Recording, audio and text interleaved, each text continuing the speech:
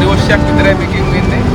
මේ තෙල් ගැහුවම වාහනේ තෙල් ගැහුවම ඩිස්කවුන්ට් එකක් එක්ක කරගන්න පුළුවන් සාමාන්‍ය වෙන ගානට වඩා. මේකේ පාඩලා ඉන්නේ තියෙන කාර් එක ඇතුලේ. ඔටෝ ඉස්සරහට යනවා. ෆුල් බොඩි එකම වොෂ් වෙනවා. විනාඩි 2ක් වගේ තමයි වැය වෙන්නේ.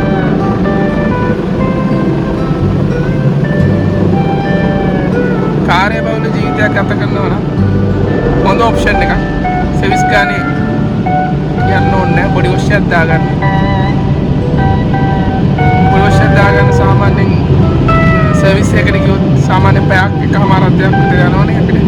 ඒ වුණාට මේ විදිහට බොඩි එක වොෂ් කරගත්තම විනාඩි 2-3ක් ඇතුළත අපිට වැඩේ කරගෙන එළියට දෙන්න පුළුවන්.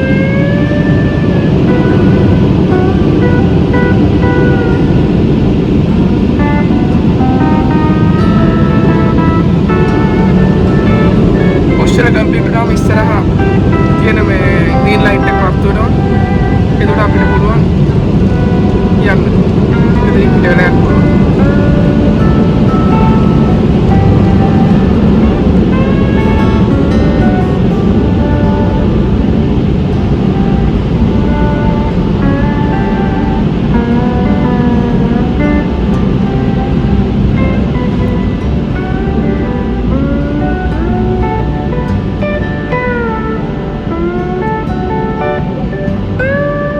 ග්‍රීන් ලයිට් එක පත් වුණා.